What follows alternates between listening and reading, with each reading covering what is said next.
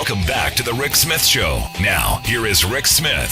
So I'm looking at a story over at CNBC today. The title, Dark Money GOP Fund Funnels Millions of Dollars to Groups That Pushed Voter Fraud Claims. And I'm going, yeah, and? Like you didn't know that?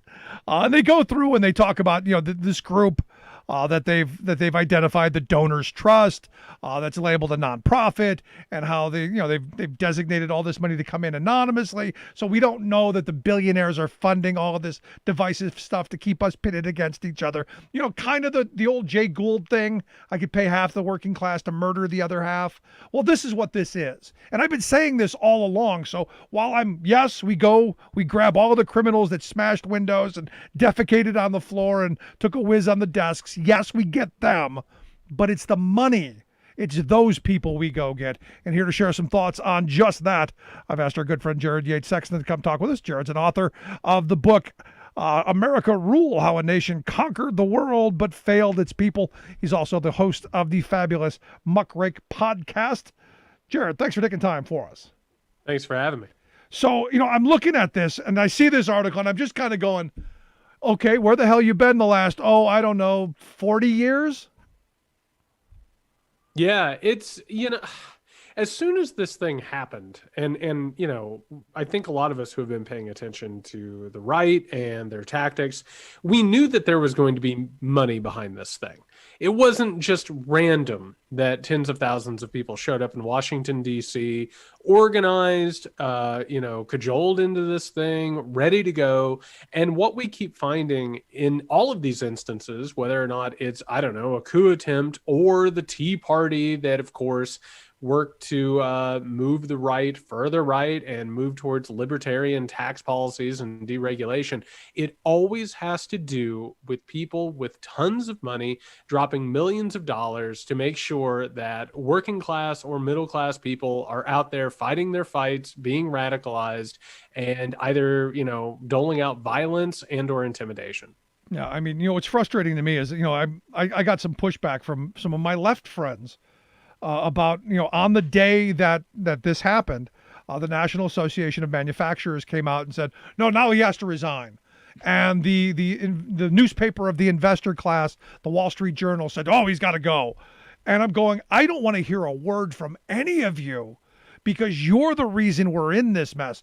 You're the reason that this situation has gone on. It's the wealthy big donors and the big businesses that have funded right-wing talk radio for years and all of these AstroTurf groups that have put us in this position. So shut up and sit down. I have to tell you, and I'm sure you felt this way too, watching the last couple of days, again, after a coup attempt, after a mob attacks Congress, all of a sudden, a lot of people who made a lot of money off Donald Trump and gained a lot of political power and got a lot of judges in a lot of places and a lot of deregulation, all of a sudden, a week out from the end of his term, they're like, this is disgusting. We have to distance ourselves from this guy. This is just beyond the pale, including, by the way, Mitch McConnell. Let's just go ahead and point that out. But all these different people have said, oh, this is too much. We're just so offended by this. And these people, including big tech, including billionaires, including media, all of these people have enabled him, emboldened him, and used him. And now they're trying to get their dinner for free. And that's exactly what's taking place at this moment. Yeah, absolutely. But here's the thing. I actually, for a brief second, it was a brief second. It was one of those fleeting things. It came, it went. I actually thought that there would be a good number of Republicans in the House trying to save themselves, save their money, and with these donors saying, hey, we're going to cut you off, who would come and vote for impeachment. Sadly, I left that.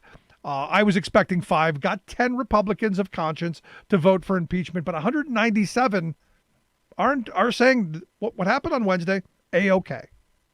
Well, I think we also both know this, that these corporations that are suddenly taking a principled stand, They're doing it for public relations. They're going to donate to the Republican Party as soon as the heat is off. And Yep. all this did was buy them a little bit of goodwill. And, that's one of the reasons McConnell's doing what he's doing and why he's grandstanding. He's trying to make sure that the corporate donors of the Republican Party stay in line. And the Republicans in the House, what we watched today actually disturbed me almost as much as what we watched at the Capitol. We saw a group of people on one hand who were worried about keeping those corporate donors. And on the other hand, people like Gates and all of these new QAnon members of Congress who realized that their direction forward, their path forward, the way they're going to fundraise, the way they're going to build their name is they are going to dive into the fascism and fill their lungs with it. They're going to embrace it, hold on to it, and try and appeal to it. So what we watched today, I thought was incredibly disturbing on multiple levels. No, as I just said with Joe Walsh a minute ago, Ronald Reagan would be nowhere recognizable in today's Republican Party. Dwight Eisenhower wouldn't be recognizable in either party, to be honest. Even Joe Walsh is too centrist for today's Republican Party. That's how far they've moved to the extreme. And you're right with these Q kooks. It's going full bore fascism, full bore line the pockets. And I look at this Lauren Boebert, who has been my new chew toy. She came into Congress with a full PR campaign and fundraising campaign around. She's got a big gun in her waistband and nobody's taking it from her. And she rolled it out. It was a bunch of PR stunts. It was brilliant. I give them credit. They know how to shill. They know how to catapult the propaganda, to steal a George W. Bush phrase. They get it. They know how to suck these morons dry. And that's what they're doing. Yeah, and the thing about it is, I was talking about this the other day, the Republican Party has no plans. They have no legislative agenda. They have no idea for what America should do going forward. All they have are these symbolic moments, right? It's her carrying a gun and getting caught up in security going into Congress. We have the QAnon congresswoman down here in Georgia who, all she wants to do is talk about how she's being censored. Then you look at some of the other ones like Crenshaw, who's making these mini movies about parachuting and, skydiving down onto Antifa. This is a party that doesn't have any actual principles beyond the pursuit of power and profit. That's all they care about. There's no plan, there's no movement, there's no actual ideology behind them besides actually pursuing power. And that is what this new generation of Republicans are about. They're not going to push anything. They're not going to have any plans. They're going to continue to feed red meat to the base based on fascistic propaganda, and that's it. Yeah, and ultimately it's about demonizing the other side, which is why you keep voting for me, and saying everything's socialism. Everything government does is socialism. So people's lives continue to get worse and worse and worse until eventually we get to the point of there's the rich and then there's the rest of us, which is just where the people who are funding all this, and I keep coming back to that because all of this stuff is funded by these billionaires who we've given massive amounts of tax cuts to over generations now. They've got more wealth than they know what to do with it. Since the beginning of this pandemic, they've pocketed another cool $1 trillion. And what are they doing with it? Putting it back into people like these Q kooks. Yeah, and I'll tell you something disturbing. I think we both know from history that this is true. Whenever inequality becomes too big of a problem and people start becoming angry and radicalized and alienated, the wealthy and the powerful, they put a bunch of money into fascism. Because fascists get out in the streets and they bust skulls of the left. They go after socialists. They go after communists, whoever it is that will possibly trouble the economic situation. What we're seeing right now, and this isn't fun to think about, but the people who stormed the Capitol, a lot of those people actually had something to be angry about, but they were fed an alternate reality. They were fed an alternate target for their ire. They should be angry at the wealthy and the powerful in this country who have used them and abused them and made sure that their lives are shorter and more miserable and that they don't get healthcare or education or decent jobs. But instead they're told, no, there's a pedophile cabal. No, there's this conspiracy against you. And what's happening is those millions and billions of dollars that the wealthy are spending, they're being used to create these conspiracy theories and these fascistic movements to keep people from actually coming together to reform and make this country better. So, given that, and we've been talking about this for a while, and you're spot on, right? Is there a way forward? Because a lot of people are talking. Well, we need unity now, Jared. We need to bring the country together. We need a uniter, not a divider. And I've said, yeah, I want to unite once we hold people accountable. Once people go to jail. Once we lock all these people up and we get to the bottom of it, so this doesn't happen again. Then we unite. Is that possible?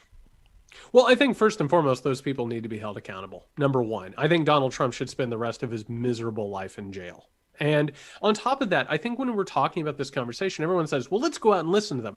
No, they're spewing propaganda. They're living in a completely weaponized alternate reality. What we actually need to do is take care of the material conditions that have radicalized these people. Get some jobs in middle America. And once we start actually talking to them about power versus powerlessness, we can actually start organizing again. We can get unions up and off their feet. We can get labor off its feet. And all we have to do is remind these people, and by the way, the Democratic Party has to come up big here. They have to go beyond the neoliberalism of the 1980s and 1990s and start actually fighting for the people that made that party and the people who can be won back over. It's a long process, but it has to start somewhere. But Joe Biden's got a year to do all that.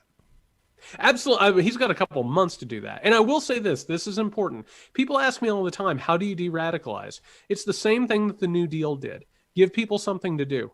Have them invested in infrastructure, give them jobs. I keep telling people, if you want my people, factory people back in the Midwest to fight global climate change, give them jobs making solar panels, give them jobs making wind turbines. I can tell you something, if you want them to believe in it, if you want them to have a sticker on their bumper that says climate change is real, give them a job that depends on fighting climate change. And that's how you'll make a difference. Absolutely. It's give them something to lose, I always say. Look, if these people feel hopeless, if you feel despair, if you feel there's no future, your country's being stolen from you and everything's going to be horrible, there's no future, you're going to do the kind of things that we saw. You're going to do worse. You want to radicalize and become, domestic terrorists, which a lot of them are.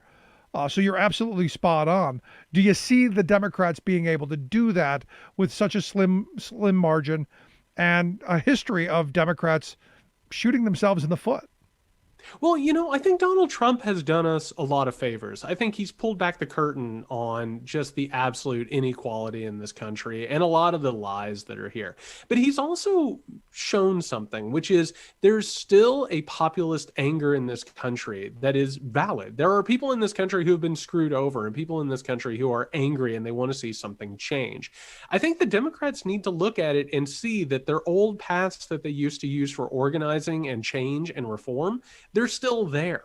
But you cannot, I'm sorry, but you can't get up and talk about American exceptionalism and Normandy and bald eagles and fireworks because people are suffering. You don't talk about fireworks to communities that are suffering from opioid addictions and are falling apart and crumbling. We need something new. We need something that is actually about tapping into the potential of America, but you can't sell them this false bill of goods. That illusion is gone. No, I'm right there with you. And, I have hopes for this administration coming in. I have high hopes for Joe Biden.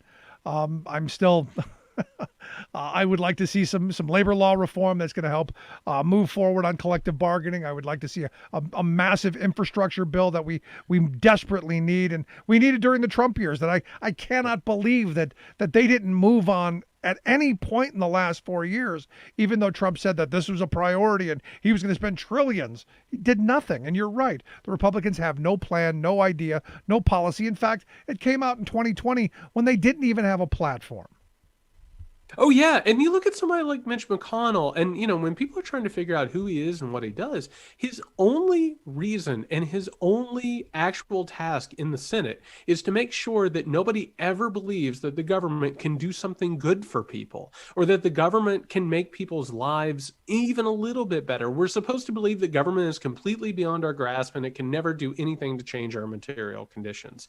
We have to reinvigorate that. And that's one of the reasons, like you said, it would have been the smartest thing in the world world for Trump and all these people to throw some money at this stuff and get people on their side. Matter of fact, that's the fascist playbook. Let's just be honest. We've seen that for decades.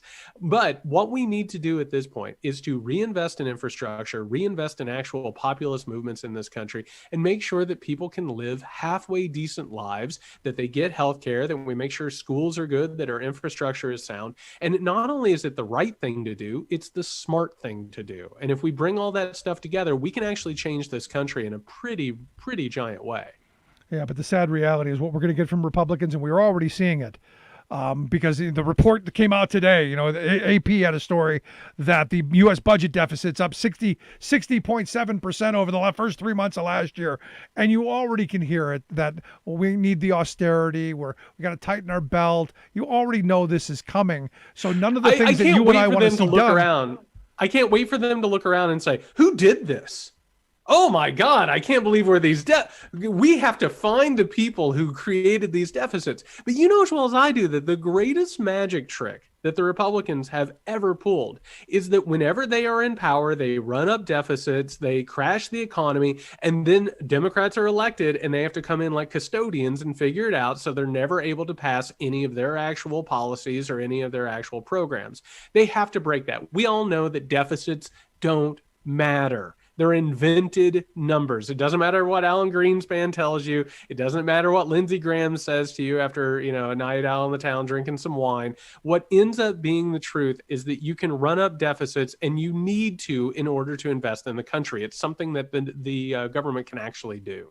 And something that Republicans do, just not in ways that are going to help average, everyday working people. Right. And Democrats aren't going to sit there and call them radicals and call them, fiscal liberals. The problem is that Democrats are so afraid of being called socialist or radicals or communist. But I will say this on the good news front. I'm down in the state of Georgia.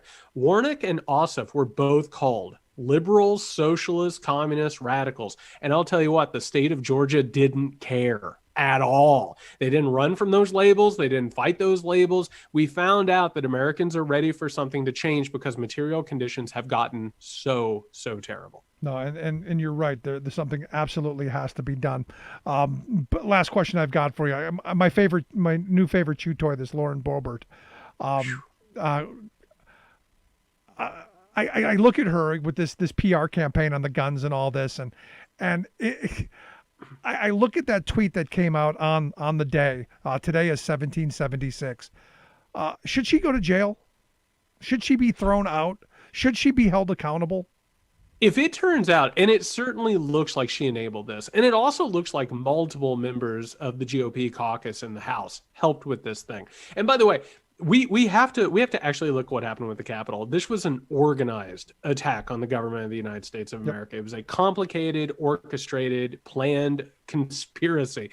And it looks like she probably played a role. And anybody who has their fingerprints on this thing, not only should they be expelled from Congress, they should face legal repercussions. There you go. Jared, I appreciate the time, man. Great stuff. Thanks, man. Our good friend Jared Yates Sexton. Make sure you check out his work. He's the host of the Muckrake Podcast. Quick break. Right back. Stick around. Remembering that united we bargain, divided we beg. Rick Smith. I'm Rick Smith, and this